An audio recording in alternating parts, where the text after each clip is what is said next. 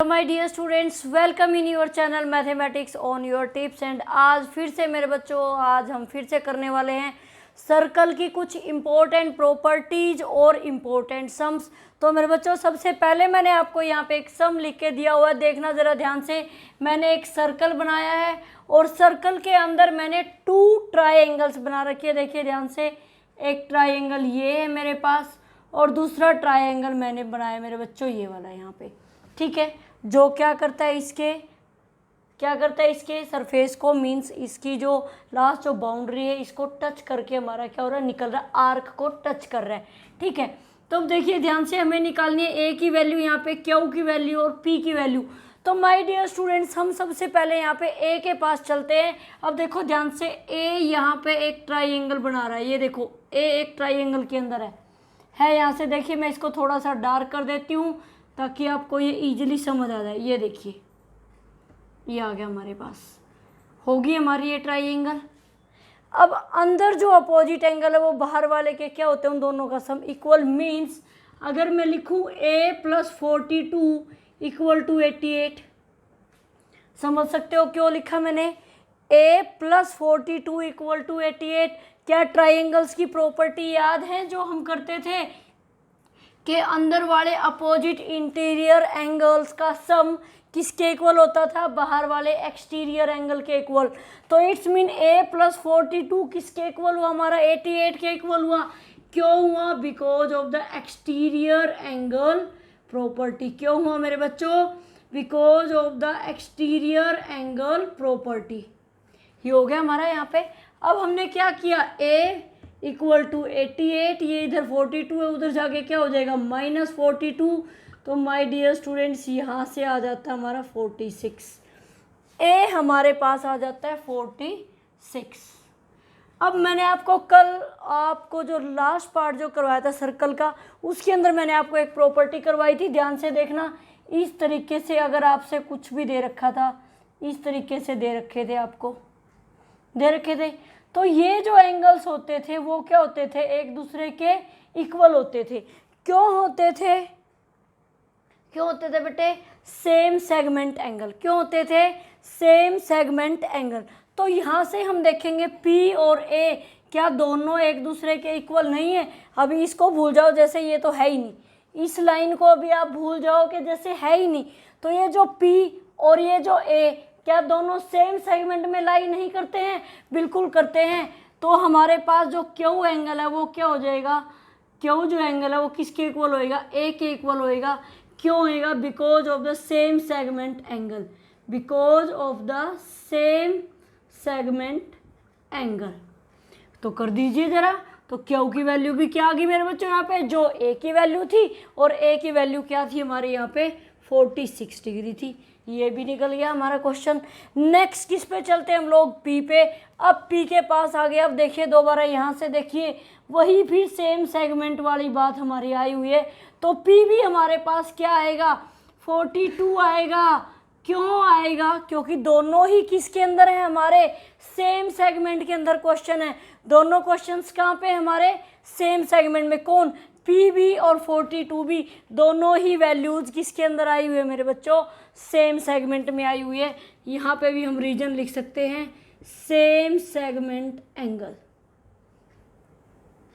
तो ये ऐसे हमारी तीनों ही क्या हो जाती है, वैल्यूज़ निकल जाती है। ए कैसे आया मैं दोबारा बता देती हूँ। मैंने इसको एक ट्राइंगल ले लिया भाई, ट्राइंगल के अपोजिट एंगल्स का सम, इंटीरियर अपोजिट का सम एक्सटीरियर एंगल के इक्वल होता है। ये जो बाहर, अब ये एक ट्राइंगल है, ये कहाँ हो रहा है, उसके बाहर की तरफ एंगल बना हुआ है। तो a + 42 किसके इक्वल आ गया, हमारा 88 के।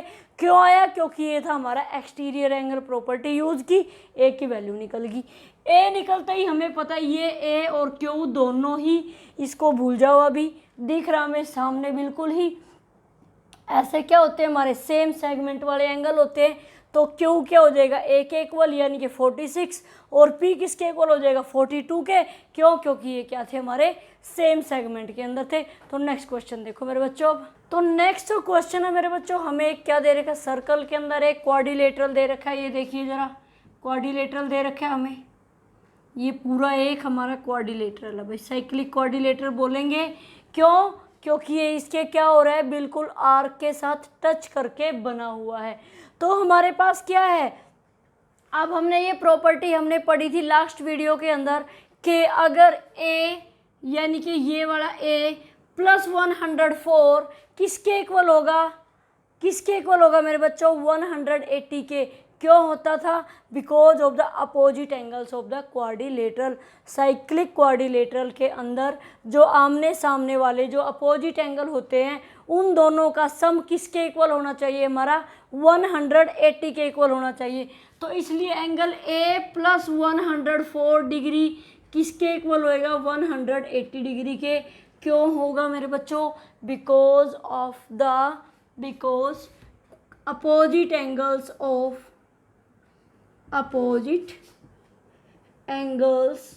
ऑफ किसके भाई, क्वाड्रिलेटरल। तो क्वाड्रिलेटरल्स के क्या हुए हमारे, ये अपोजिट एंगल्स हैं। तो क्या हो जाएगा, एंगल ए इक्वल टू 180, यहाँ पे क्या था प्लस, इक्वल टू से उधर भेज दीजिए, क्या हो जाएगा माइनस। तो एंगल ए की वैल्यू मेरे बच्चों यहाँ आ जानी है हमारे पास 76। ये हमने निकाल लिया ए को। अब हमें निकालना है बी को। अब ध्यान से देखिए कौन सी यहाँ पे प्रॉपर्टी यूज कर रखी है। अब ध्यान से देखिए, ये हमारे पास क्या है भाई, ये एक ट्राइंगल है। हम आपको यहाँ पे शो करके दिखा देती हूँ। जब इस तरीके से हमें कोई ट्राइंगल दे रखी होती थी, ये वाली दे रखी थी, जब जहाँ पे ये दोनों ही यहाँ कट करते थे, ये क्या होता था हमारा डायामीटर। ये दे रखा है हमें डायामीटर।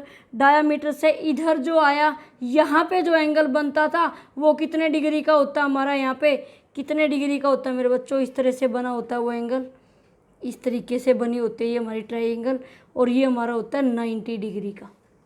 तो ये जो पूरा एंगल हुआ हमारा वो कितने डिग्री का होगा, यहाँ पे 90 डिग्री का।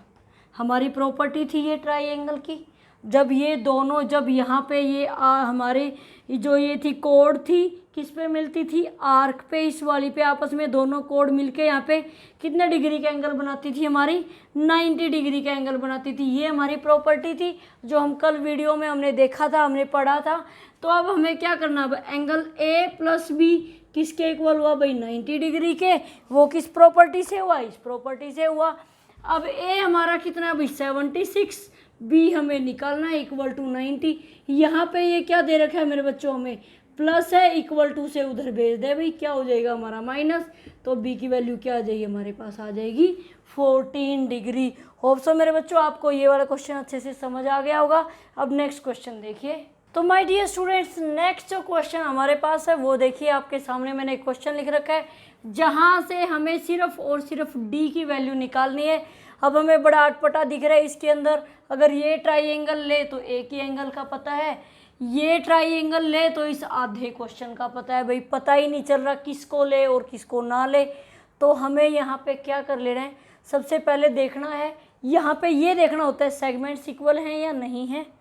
ठीक है, कोई ऐसा एंगल तो नहीं है जो आर्क को टच करके डायगोनल्स के साथ, आर्क जो हमारी वो टच हो रही है वहाँ पे, सॉरी आर्क के साथ टच हो रही है कोड, वो वाला एंगल तो नहीं है जो 90 बन जाता है, वो भी हमें दिखाई दे रहा है क्योंकि डायगोनल्स के साथ यहाँ पे कोई 90 डिग्री का एंगल नहीं बना हुआ है, तो वो भी नहीं हो सकता हमारा। यहाँ पे हमें निकालना डी को है, तो डी के लिए हम क्या करेंगे, सबसे पहले ये यहाँ पे कोई भी लेटर नहीं ले रखा है, इसको आप एक्स लेट कर दो। लेट कर दिया, यहाँ पे मैंने ले दिया भाई एक्स, आप क्या हो जाओगे 40 हो जाओगे। क्यों हो जाओगे, because of the same segment, because of the same segment angle. ये हो गया भाई हमारा x की वैल्यू आ गई हमारे पास, कितनी आ गई भाई 40। अब देखिए क्या ये एक ट्राइंगल नहीं बनी हुई है, बिल्कुल एक ट्राइंगल बन जाती है। कौन कौन, x, d और 32, तीनों ही एंगल्स क्या बना रहे हैं, एक ट्राइंगल बना रहे हैं, और तीनों का सम किसके इक्वल हो जाएगा, यहाँ पे हमारा 180 के इक्वल हो जाएगा। x की वैल्यू आपको पता है 40 है, d हमें निकालना है, ये हमारी 32 है, और इक्वल टू आ जाना हमारा 180। तो ऐड कर दीजिए ज़रा, कितना हो गया 72 प्लस d इक्वल टू 180। यहाँ पे क्या हो रहा है 72 प्लस इक्वल टू से उधर भेज दे, क्या हो जाएगा हमारा -72। माय डियर स्टूडेंट्स, हमारे पास क्या आया 10 माइनस 2 आ गया भाई 8, यहाँ पे क्या बचा 7 माइनस 7 0, और ये 108 क्या आ जाएगा मेरे बच्चों, यहाँ पे आंसर आ जाएगा। इस टाइप के क्वेश्चंस में हमें ढूंढना होता है क्या सेगमेंट सेम है, क्या 90 डिग्री का एंगल बन रहा है हमारा, क्या कोई क्वाड्रिलेटरल्स बनी हुई है। सिर्फ इन्हीं प्रॉपर्टीज़ के बेस्ड होते हैं ये सारे क्वेश्चन, हमें इन्हीं को ढूंढना होता है मेरे बच्चों। अब देखिए नेक्स्ट क्वेश्चन जो मैं आपको करवाने वाली हूँ। तो नेक्स्ट क्वेश्चन देखिए मेरे बच्चों, हमें यहाँ से ए, बी और सी की वैल्यू निकालनी है, जहाँ पे सिर्फ एक ही एंगल हमें दे रखा है और वो भी कहाँ है, बिल्कुल एक्सटीरियर एंगल है। तो ध्यान से सबसे पहले हमें देखनी है एक्सटीरियर है या तो ट्राइंगल मिलेगी या क्वाड्रिलेटरल मिलेगा। तो यहाँ हमें दिखाई दे रहा है इस तरीके से 4 लाइन है, ये देखो इसको टच किए हुए हैं सर्कल को बिल्कुल, ये 4 लाइन्स। इट्स मीन ये कौन सा है हमारा भाई, साइक्लिक क्वाड्रिलेटरल है, सर्कल के अंदर बना हुआ है, साइक्लिक क्वाड्रिलेटरल हुआ। अब आपको पता है जब इसका जो बाहर वाला जो एंगल है my dear students, exterior angle है, वो किसके इक्वल होता है, उसकी अपोजिट, बिल्कुल इसकी अपोजिट कौन है, ए है। ये दोनों हमेशा क्या होंगे, एक दूसरे के इक्वल होंगे। तो एंगल जो ए है हमारा वो कितना आ जाएगा, यहाँ से 50 डिग्री आया। क्यों आया, अभी तो मैंने बताया कि जो एक्सटीरियर एंगल है हमारा, जो एक्सटीरियर एंगल है मेरे बच्चों, वो किसके इक्वल होता है, इंटीरियर अपोजिट एंगल के, इंटीरियर अपोजिट। क्यों होता है, ये साइक्लिक क्वाड्रिलेटरल है, उसका एक्सटीरियर एंगल हमेशा इंटीरियर अपोजिट एंगल के क्या होगा, इक्वल होगा। ये हमें पता चल गया, यहाँ से ए आ गया 50। अब ए 50 है तो मेरे बच्चों बी किसके इक्वल होगा, ट्वाइस ऑफ ए। ये हम प्रॉपर्टी सबसे पहले हमने की थी कि अगर जो ये वाला एंगल है वो हमेशा क्या होता है, इस सेंटर एंगल के डबल होता है, सेंटर एंगल का क्या होगा, डबल हो जाएगा। ये एंगल मीन्स जो आपका कहाँ पे बना हुआ है, बिल्कुल ही आर्क के साथ जो बना हुआ है एंगल, उसका सेंटर एंगल क्या होगा, डबल होगा। सेंटर वाला एंगल क्या होगा, उसका डबल हो जाएगा। तो बी क्या होगा, डबल होगा ए का। तो एंगल बी इक्वल टू क्या हो जाएगा, 2 मल्टीप्लाई ए कितना मेरे बच्चों 50, हमारा बी आ जाता है 100। हमें बी भी मिल गया भाई, ए भी मिल गया। अब हमें निकालना है सी। अब हमें यहाँ पे ये दिखाई दे रही है एक ट्राइंगल दिखाई दे रही है, हमें ये दिख रहा है भाई ये तो साइड बड़ी लंबी है, बट ये दोनों ही साइड कहाँ हो रही है, एक दूसरे के इक्वल हो रही है। और जब इस टाइप से हमें कोई ट्राइंगल बनी दिखाई देती है, ये अगर हमें दिखे, इट्स मीन ये दोनों क्या है, इसके बेस एंगल है, दोनों ही क्या है मेरे बच्चों, यहाँ पे बेस एंगल है। और ये कौन सा एंगल होता है हमारा, यहाँ पे वर्टेक्स एंगल होता है। कौन सा होता है मेरे बच्चों, ऊपर जो एंगल है ये क्या है, इसका वर्टेक्स एंगल होता है, और ये क्या होता है, इसके बेस एंगल है। जब दो साइड इक्वल है, इट्स मीन कौन सी ट्राइंगल है, वो हमारी आइसोसेल्स ट्राइंगल है। जब ये दो साइडें इक्वल हैं, इट्स मीन क्या है, वो हमारी आइसोसेल्स ट्राइंगल है। दोनों ही साइड्स इक्वल है, इट्स मीन उसके बेस एंगल भी इक्वल है। आइसोसेल्स ट्राइंगल की एक ये मेन प्रॉपर्टी होती है। तो उसके बेस एंगल जो होते हैं वो क्या होते हैं, एक दूसरे के इक्वल होते हैं। और जो ऊपर वाला क्या होता है, वो उसका वर्टेक्स एंगल होता है, और वो क्या होता है, अनइक्वल, मीन्स उन दोनों के इक्वल नहीं होता है। तो इट्स मीन ये सी है, तो ये भी क्या होएगा, सी क्या होएगा, angle C equal to angle C. यहाँ मैं रीजन लिख देती हूँ, क्या हुआ, because of the base angle. Base angle property कौन सी, आइसोसेल्स ट्राइंगल की। तो ये हो गया हमारा सी प्लस बी, तीनों ही एंगल किसके इक्वल होंगे भाई, 180 के। सी प्लस सी हो गया भाई 2c, प्लस में बी की आपको वैल्यू पता है 100 इक्वल टू आ गया 180। तो 2c इक्वल टू 180, यहाँ पे क्या था, प्लस था, 100 उधर जाके कर दो माइनस, तो 2c आ गया मेरे बच्चों 80 यहाँ से, और c की वैल्यू आ जाएगी यहाँ पे 80 डिवाइड बाई 2 आ गया हमारे पास 40 डिग्री। तो c की वैल्यू आ गया हमारे पास 40 डिग्री। तो ये बन गया हमारा क्वेश्चन। तो my dear students, hope so आपको क्लियर हो गया होगा। सिर्फ हमें क्या देखना है, क्वाड्रिलेटरल बन रहा है या नहीं बन रहा है। क्वाड्रिलेटरल बना तो बाहर की साइड था, हमने प्रॉपर्टी लगा दी भाई एक्सटीरियर एंगल इक्वल टू होता है इंटीरियर अपोजिट एंगल के, ए की वैल्यू निकल गई। फिर हमें ये दे रखा है यहाँ पे सेंटर एंगल हमेशा क्या होता है, डबल होता है किसका, हमारा आर्क वाले एंगल का। आर्क वाला एंगल कितना है हमारा 50 है, तो बी कितना आ गया हमारा, आ गया 100।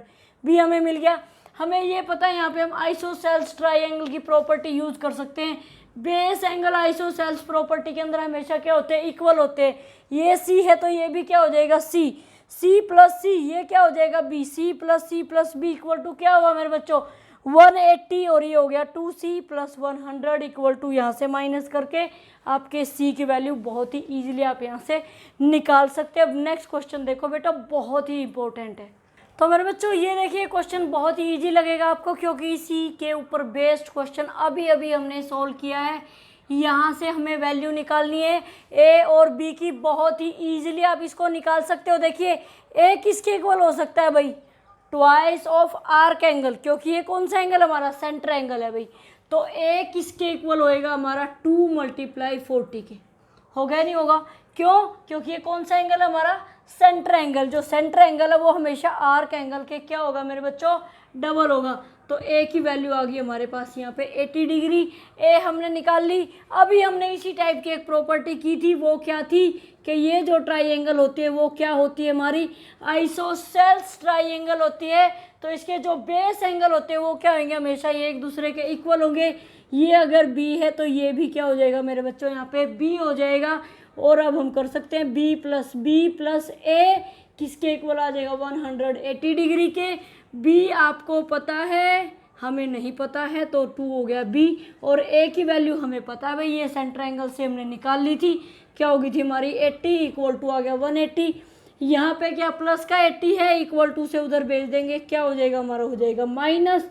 तो 2b, सॉरी ये क्या था b हमारे पास, तो क्या आ जाएगा, ये हमारे पास था 2b इक्वल टू क्या बचा मेरे बच्चों 100। और यहाँ से हमें निकालनी है b की वैल्यू, 2 क्या हो रहा है इसके साथ मल्टीप्लाई, इधर जाके कर दो डिवाइड करते आ गया आपका 50। तो b की वैल्यू आ गई मेरे बच्चों यहाँ पे 50 डिग्री। ये हो गया आपका क्वेश्चन। तो ये तो बहुत ही इजी था, क्योंकि हमने सेम प्रॉपर्टी यूज़ की थी। अब नेक्स्ट क्वेश्चन देखिए मेरे बच्चों। तो माय डियर स्टूडेंट्स, जो नेक्स्ट क्वेश्चन है वो देखो ध्यान से। अब हमें यहाँ पे ई और एफ की वैल्यू निकालनी है। तो वही हमें देखना क्या क्वाड्रिलेटरल्स है, क्या कोई ट्राइंगल है। हमें यहाँ पे दिखाई दे रही है, yes it's a cyclic quadrilateral दिखाई दे रहा है।